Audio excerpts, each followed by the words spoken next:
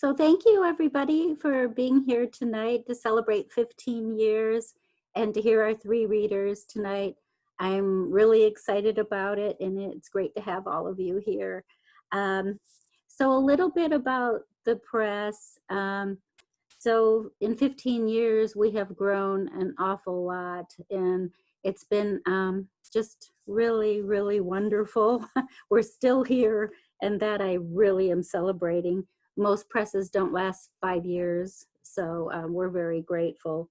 So we have published over 200 books, and we have a regular reading series, poetry and translation roundtables, a poetry and artist series, pastry with poets, workshops, the Lost Bookshelf bookstore, and Read America Read.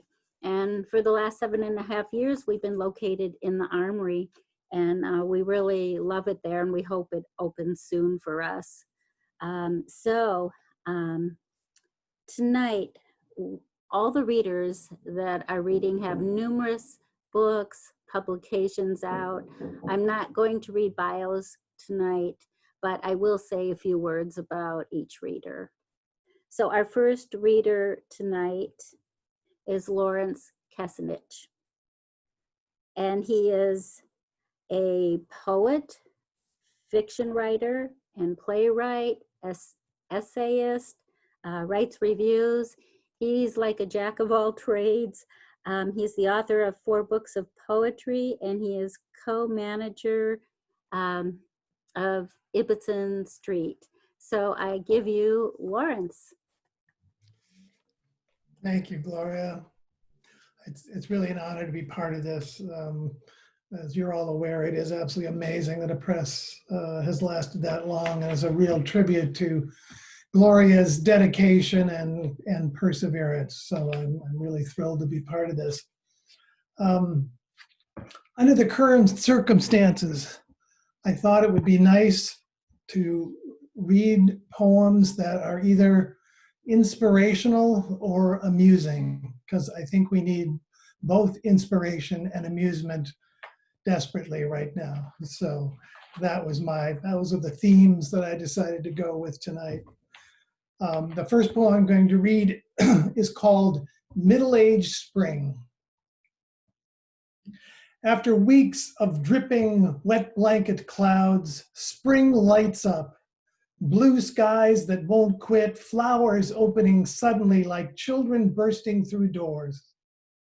I help clean refuse from the banks of the Charles, find a shard of Chinese teapot with fluttering bluebirds, a used condom accompanied by the one-shot bottles of Smirnoff that inspired its use, a dirty old white pillow that turns out to be the upturned breast of a dead goose.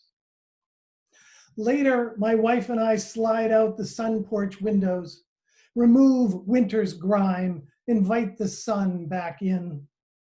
For supper, we eat scampi, wish we'd bought limes for gin and tonics. Instead, I use the last finger of whiskey in ginger ale, bidding farewell to our winter drink. Even at bedtime, it's too warm to close the windows. Naked under a sheet, I listen to the foreign yet familiar sounds of cars passing below the window, teenagers talking excitedly in the park across the street. I miss the tucked-in quiet of winter, but a young place in my heart has opened with the flowers and will not close.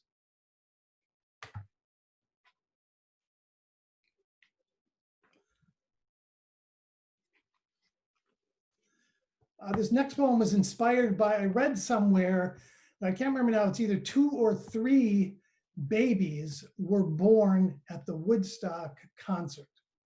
And I'd never known that before, and it kind of blew me away. And I started to think, man, what would that be like to have that be part of your heritage? And at first I was thinking, well, that would really be cool. But then I thought, but you know, each generation naturally rebels against its parents' values. So maybe it wouldn't be quite so neat. And that's what this poem was about. It's called Generation Gap. She was born at Woodstock, and her parents never failed to tell the story. Right there in the meadow, in the pouring rain, they say.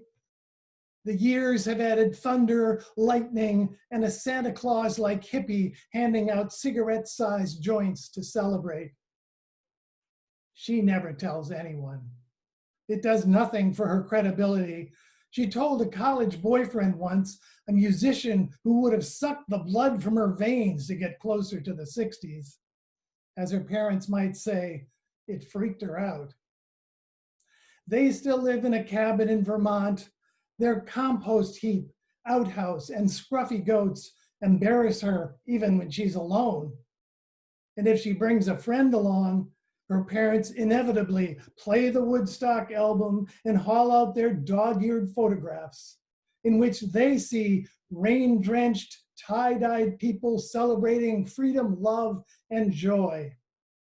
All she sees are pigs in the mud and herself, a pink piglet, squealing in protest.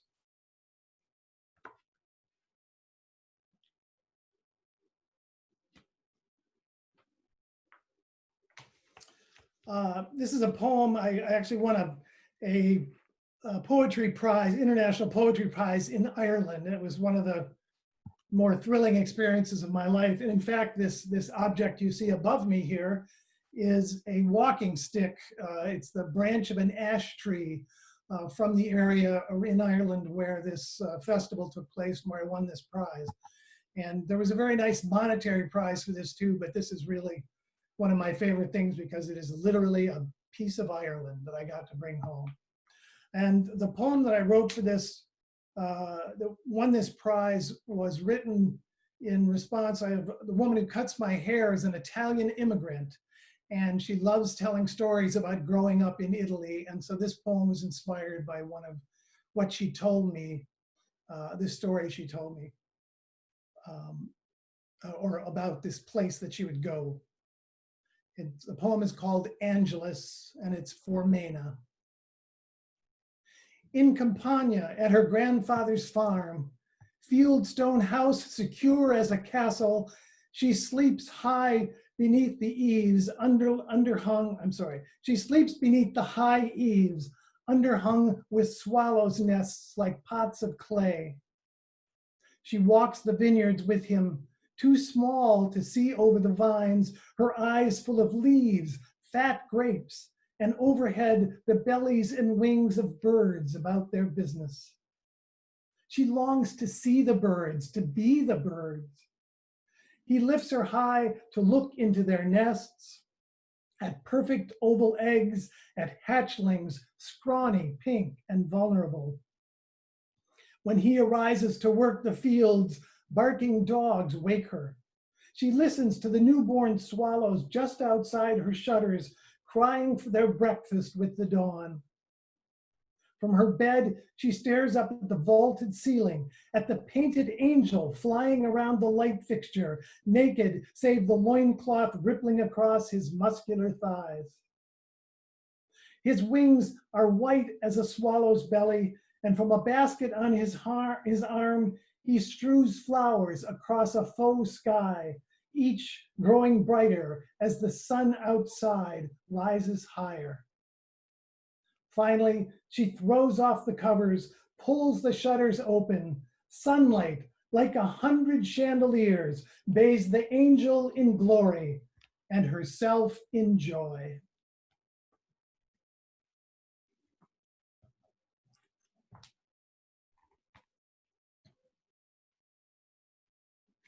So I'm originally from the Midwest, been out here for a good long time, but when I first came, I was had been exposed to the ocean very little. And it took some getting used to. And this is a poem about that. It's called Learning to Love the Ocean. Sedate as old maids, warm as a bath in summertime, lakes are comfortable, steady, predictable as sunrise in the east, sunset in the west. No one takes the ocean for granted. It has moods like a dissatisfied girlfriend, tides that play hide and seek with the hours, waves that slap your face with a saltwater sting. The ocean's calm is like the morning after a brutal argument and make-up sex, a calm that's deep and satisfying, but carries within its depths the next storm. Falling in love with the ocean is like leaving your wife for a girl with piercings everywhere and a short fuse, but soft skin that glows in the moonlight when she sleeps. When I plunge into the ocean, she lifts me, buoys my body, invites me to relax, but I never feel secure. Whitecaps loom on the horizon.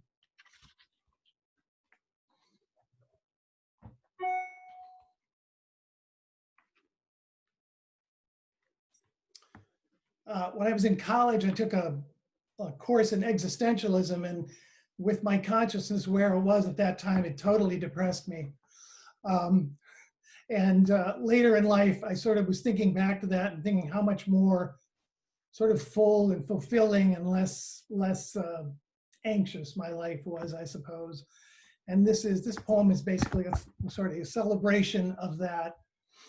It's called Existentialism Revisited. Full of Mexican food and margaritas, at sunset we wandered down to a public dock overlooking Lake Champlain. The Adirondacks across the still water, one rank behind the other like cardboard mountains in a children's play, turn blue and pink and gray as the sun descends. Below, pleasure boats dock at a lakeside restaurant. A toddler in red shorts clatters across the weathered gray planks, and a terrier sits alert at the foot of his master's deck chair. Sailboats, sails reefed, glide into the harbor, running lights aglow like candles floating down a river. I inhale the pleasing scent of lake water. My daughter rests her pretty head on my shoulder while my son folds himself to lean on the railing and gaze out at the light show on the horizon. Redolent air cups us in its gentle palm as if we were precious jewels. And who's to say that we are not? Our consciousness graces this planet. We are the eyes of God, the consumers of creation. And if we sometimes gorge ourselves at the feast, who can blame us?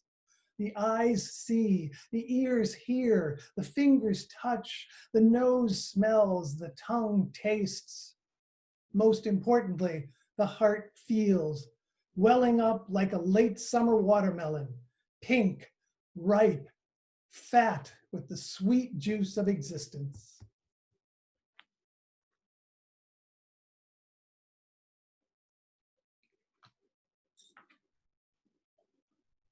And I'm just going to read two more. This one, I don't know if you've ever been in an elevator and seen those little screens they have, and sometimes they have advertisements, but they also have little news items, and often they're kind of quirky news items.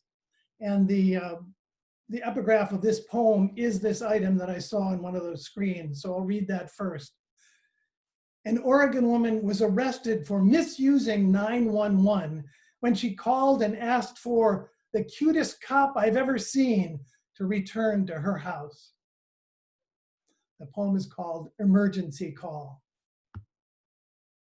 If that wasn't an emergency, I'd like to know what is. 10 months without sex, the kids at camp, a hot summer day smelling of tanning oil and ripe flowers. When this God appears, all black curls and blue eyes, his incandescent smile melting my legs like ice cream.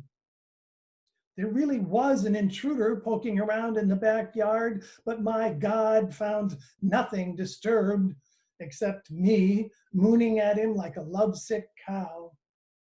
And then he was leaving me, saying, don't hesitate to call again if need be. And so I did. Perhaps I should have mentioned the intruder again, but he was long gone from my mind, replaced by muscles, blue cotton, and a smile that wouldn't quit.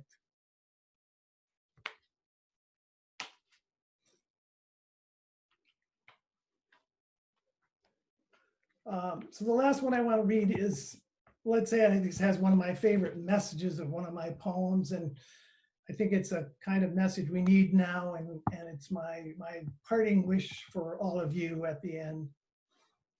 It's called Walking Home from Work. The moon is cold, the sky cerulean blue, Mars and Venus, close as lovers all week, move apart, estranged. Walking home, I wander through a hilltop cemetery, past a newly filled grave, soil sinking at the edges. High in the sky, Orion, his belt cinched tightly from winter privations, watches my progress indifferently. I've had lonely nights when he would have been a savior, but this night, my wife and children await me with hot food and open arms, perhaps even a fire to take away the chill. This is why the world grows cold, so we can warm it up. This is why the sky goes dark, so we can light it. This is why we all leave home, so we can return. The hero's journey is out and back, from cold to warmth, from dark to light. Each week, we are heroic in our own little ways. Each week, we deserve a hero's welcome home. Thank you.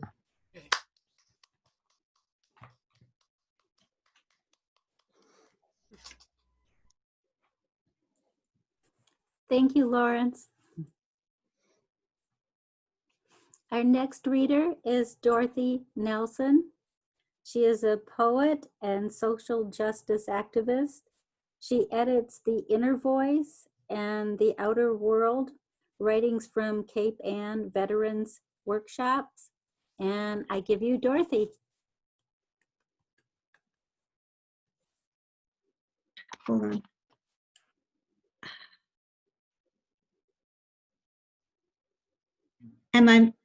Okay, thank you. Thank you, Gloria. And congratulations on this very amazing anniversary and all the accomplishments of the press. I'm going to read from a manuscript about my experience in West Virginia in 1974. At least this first set is focused on those experiences, and I'll be working on the rest of the book probably over the next few months. I'm happy to share this with you. Prefatory. What she must do is live her life without a story to guide her. Carolyn Heilbrunn about Penelope. Not only poem, but story. The form, not pattern, but path. How life becomes form imagined when we return to experience. Experience that cannot be duplicated now. Imagined, yes, as if I were another person. That young mother, a car, roadmap, concerns, as if I knew others who took their 2 young boys off to new places. No story yet, released almost. Narrow, winding old roads, old Corolla maneuvering steep mountains beside Appalachia's fierce streams, coal trucks tailgating through deep green forests. Learning the right words, pneumoconiosis, not emphysema, is black lung. At night, supper in the small house by the Cheat River with my children at last, and Kate and Homer. Chuck put ice cubes down my back because I was too quiet, not joking, hardly eating. And Kate passed the food around with the grace of God. Tell me how you died, for Chuck, 1952 to 2008. I know how your father died. Vonda told me. His heart gave out while square dancing at the same beer garden we went to one night. You showed me the post he grabbed before he fell to the floor. Vonda said she filed a black lung claim to prove the connection between lung disease and the heart, but her benefits as a miner's wife were denied. Your mom worked hard at various jobs. She learned the black lung law quickly. I heard she represented others with claims after I left. Tonight I am lighting a candle, a warm scent to bring back your spirit, praying, writing, conjuring. Days before I left, you picked me up in your truck and drove through the hills and forests. We finally came to the mountain and took off on a clear dirt road, spiraling higher with each turn. When we arrived near the top, you stared at me, not smiling, your eyes wide and stern but bright. You pulled over and told me to look through the back window of the truck. Desecration. We walked on newly bared ground, scoured of peaks and layers of stone and earth. It was Sunday. Front loaders, back holes, steam shovels were still. It's terrible to look at, I said. You talked about strip mining, the damage done. We returned to the truck. One hand on the wheel. You stared again. I took your picture then. A shining visage. Blonde, curly hair under your hat. Death of a good friend. The death of a good friend is like the loss of a mountaintop, the reason we climb in the first place. Harkens to the death of our parents as if they abandoned us, left us helpless without their breath for our lungs, without the top of a mountain now unrecognizable. How much depends on an ancient peak, the streams flowing from snow caps that water fields and feed lakes with schools of fish that quench wildlife season after season. Our enemy here is the power company, Kate Sisler. The house of Frank Evans, the titular head of the Black Lung chapter of Northern West Virginia, sits on the street. Our trailer is in his backyard. He's still handsome with black hair, gray streaks, crinkly eyes, wisecracking, coughs incessantly and spits black soot into a spittoon next to his chair, his claim for black lung denied.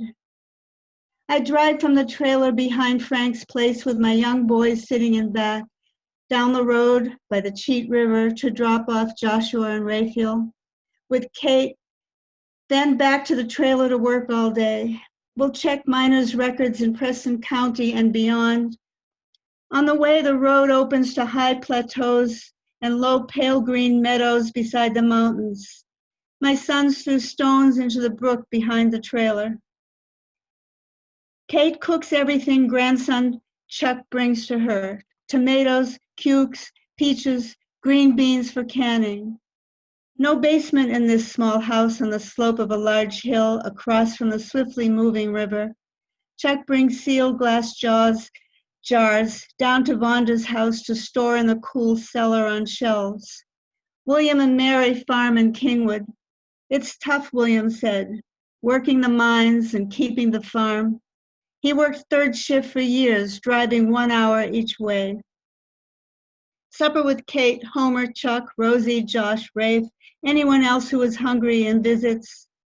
Outside, a rooster, chickens, new eggs for Homer, kitchen sink with aloe and flowers on the sill.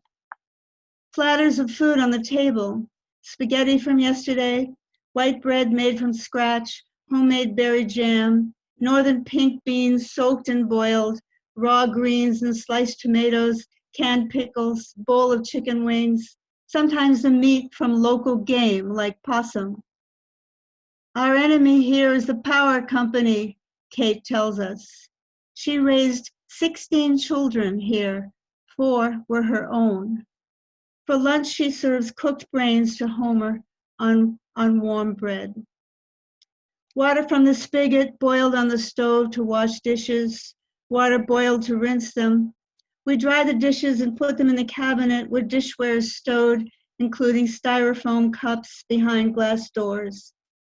After supper, we will drive back to the trailer, a mother and 2 small boys, through the dark where the stars and the moon come and go between the steeples.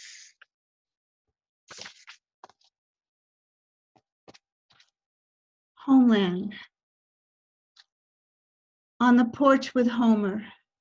At Social Security with Homer. In the courtroom with Homer. Watching Homer collect eggs beyond the back door. Walking with Homer, who stands erect in blue overalls, walks on land he knows by heart, a noble man. Smokes his pipe on the porch, rests in a stuffed vinyl rocker that's been through days and nights of rain and snow. Now the sun descends. He hears the birds, names them to me as they settle in ancient sounds. All's quiet now, but for the chair's squeaky rocking, his eyes on the sky. Kate told me he left once. He went west for months. Never said where, but came home. She wanted me to know. Years later, from the window of my house up north, fully grown trees and shrubs wave, leafed out, holding light. Workers, all. About the people, what they did to try to save each other. It was a trick. Their ancestors arrived from far away to farm and make a life, not knowing years later, after not joining the Confederacy and fighting instead for the Union, that their heirs would defend life and limb against cutthroat coal companies and strike breakers, and then to have the next generations poisoned by once clean water or crushed in mines by explosions and cave-ins as power companies ignored safety rules. Disregarded in their 40s and 50s, many died from black lung disease attached to a tube of air.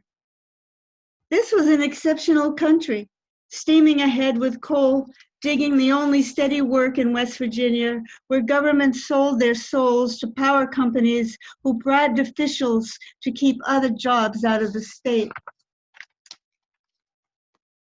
Frank said, "I want you to meet someone." We went in his car. It took forever speeding to the center of the earth. His name was John Smouse. Morning light was fading, the forest circling down.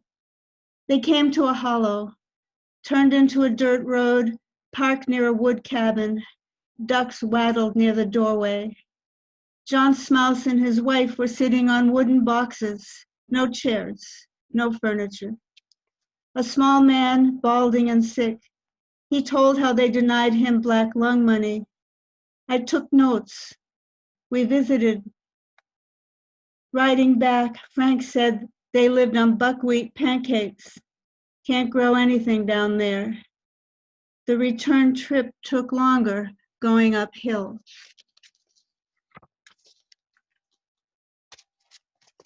Song of the Wild.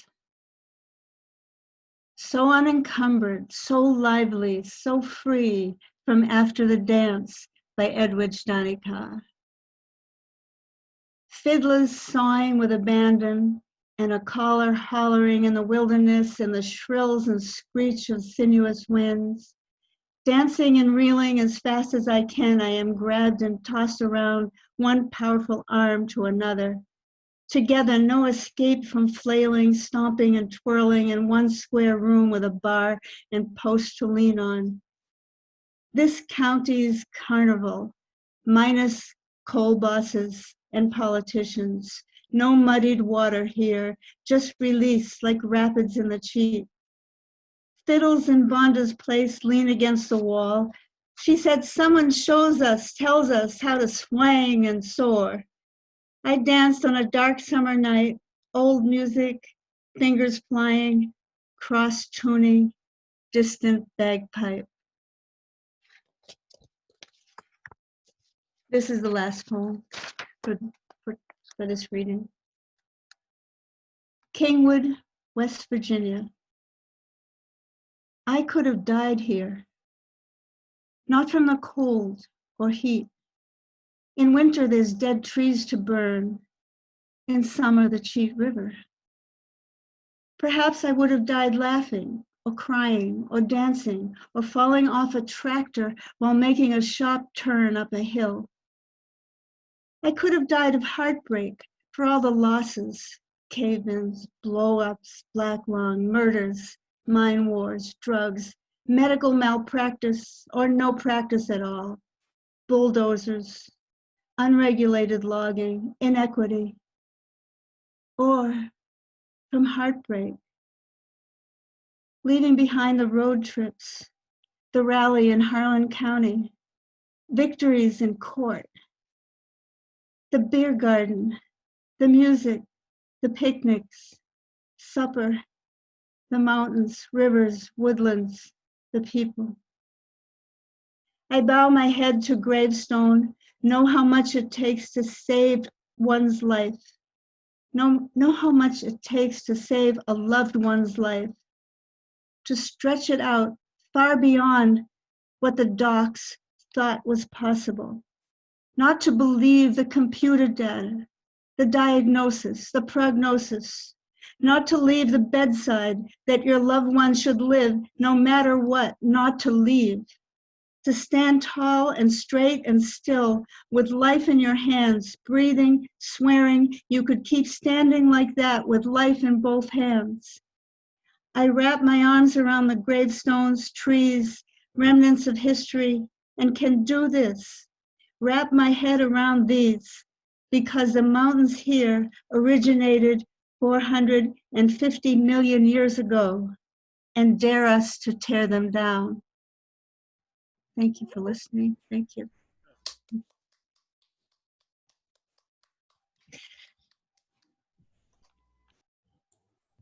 Thank you, Dorothy. Our next reader is Chad Parenteau, and the press published a chapbook of his in 2008, and it's called Discarded: Poems for My Apartments. And here it is.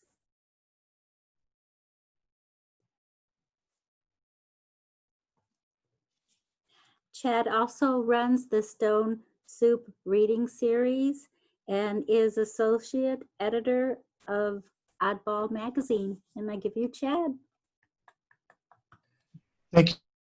Thank you very much, Gloria. And let me reiterate all the congratulations that have been heaped upon you and that you deserve for keeping this going for 15 years. I've been acting as organizer and host for more or less over 15 years now at Stone Soup. So it is, I know how much of a burden it is. I know how much of I know that you rely on a lot of help, but you get a lot of help and you deserve it. And I love that you have a home.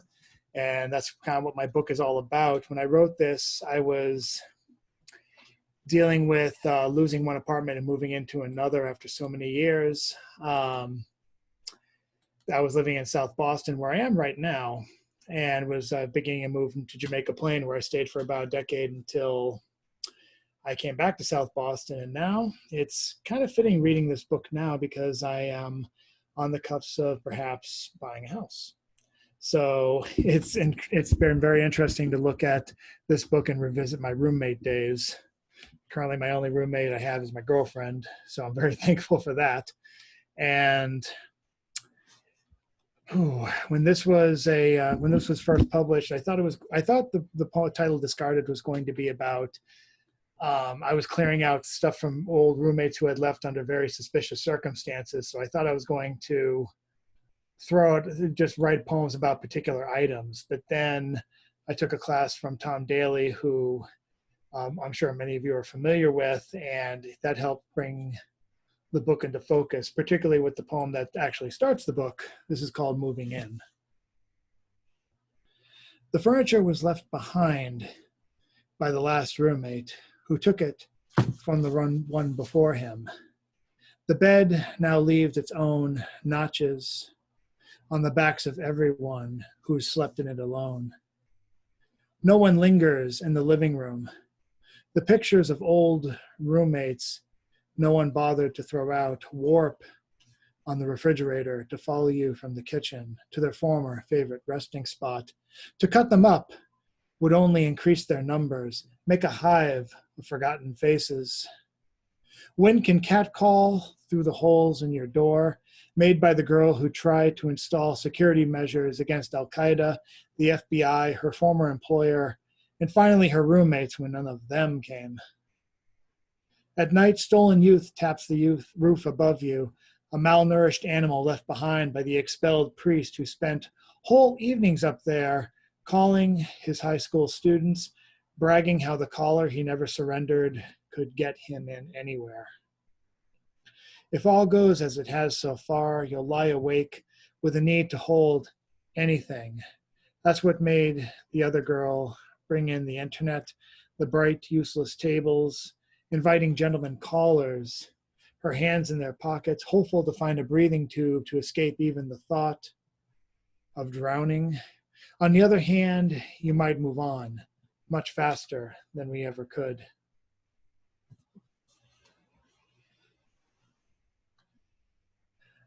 Some poems ended up being about discarded items, but they more and more took shape to become poems about the various roommates I had. And this is what became the title poem of the book. And again, I didn't think I was going to have a title poem because I thought the discarded items were all going to be that. But when I realized it wasn't, I'm like, I need a title poem. And this is what came up. Discarded. He's been away for so long, his unworn gym clothes started smelling like a workout again, out of boredom.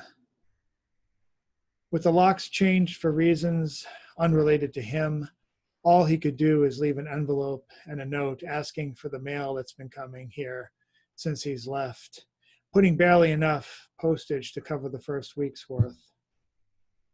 I wonder if he still hoped for the broken box he always refused to leave out for trash day.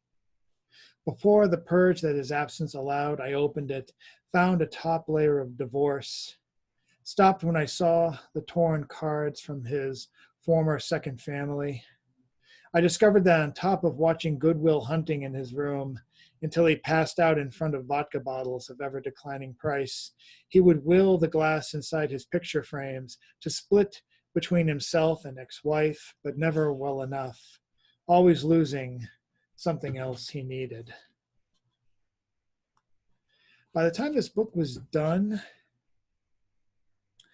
I was living alone in the South Boston apartment that should have had room enough for 3 or 4 people. And the landlord knew he was kind of a slumlord. He didn't design the place very well. We had frozen pipes and everything. So he kept on giving me time to try and fill up roommates. I just basically paid $500 a month for a split level 3-4 place. And the idea of this happening in South Boston today kind of baffle. It would be mind-blowing today. Wouldn't even be possible. South Boston is becoming increasingly impossible to live in, hence my search for a new place. This is called Rat Poem. I saw it while marking my own space in the cellar. Watched it scurry under the bed frames and cheap desks, bought by prior roommates who tried taking in foreign students for money, 2 in the same room I now lived in. Too frightened of small teeth, I let the cellar pile up. It was another secret kept from new roommates, like the quick-to-freeze pipes and the former priest whose left-behind papers carried the scent of crayons. The downstairs neighbor saw it, finally called the exterminator. By then, the cellar mimicked the appearance of a police raid. With nothing moved, I never knew the final body count. I wondered if a corpse remained somewhere as a warning to other rats, the same way Southeast's dead seagulls strewn about East 8th Street stopped Beacon Street debutantes from hunting for comparative lofts, an eye out for Affleck and Damon. Maybe the rat left before that had saved enough for a flower bed outside the Prudential Center where, after nights of waiting tables, I'd see other rats lounge openly, stare at them until they stared back, like I was another tourist. When I finally had the cellar emptied, all I found in that rat's presumed corner was a roll of twine, an expired invitation to get together and reenact the myth of Theseus and the Minotaur. The rat had offered me the hero's part, thinking I'd feel better with the string. and whatever I'd bring for a sword. Before I get to the last poem, I posted on the event page for Facebook a link to a post that I had written about Discarded, which is a very loaded book written in a short period of time, but dealing with almost over a decade of living in Boston. And over almost a decade of living in Boston. And I wrote a couple of stories about things that happened that inspired the poems for the 10th anniversary in 2018. I'm ready to write another one for 2023. Spoiler alert, it's going to include screenshots of blacked out court documents. And this is the one I wrote when I was long since out of my crazy apartment in Brookline.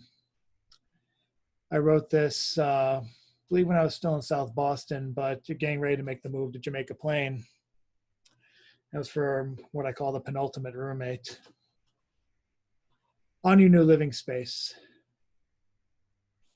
If you have another roommate, don't put notes on the refrigerator asking him to pick up salt so you can spread it out in the small yard outside his window after uprooting the plants and grass, ruining his view.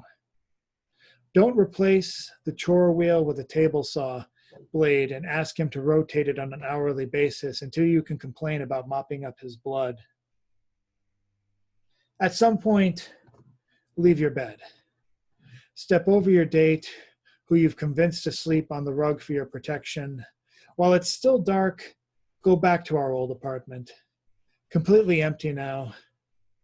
All doors will flinch from you, grant you passage, and the security cameras installed after you left will use the same method of denial as its owners, who compromise with your lawyers to find you a multi-cheeked victim in exchange for you leaving.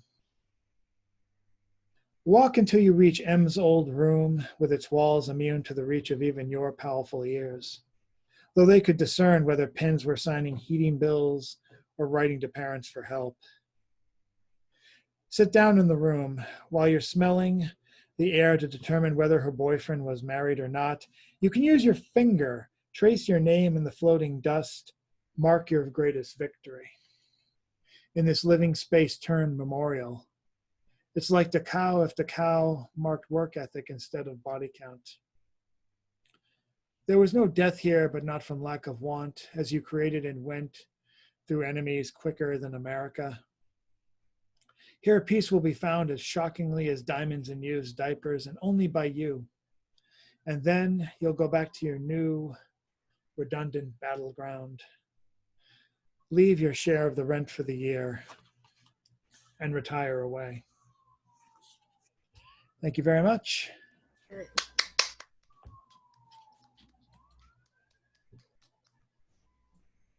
Thank you so much, Chad. And can we all give the readers another round of applause? Thank you so much. What a wonderful evening.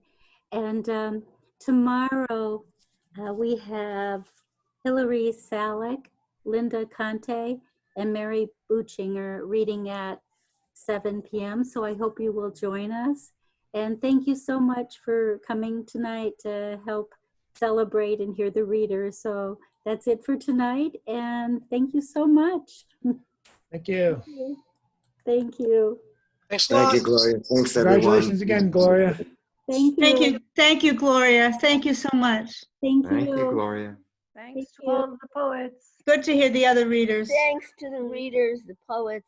Thanks to Gloria. Oh, Ruby. Happy what must feel like 100 years of publishing. Yeah. Bravo. 100 more. Yes, I hope so. 120 more. Sounds good. Thank you. Bye. Bye-bye. Bye-bye.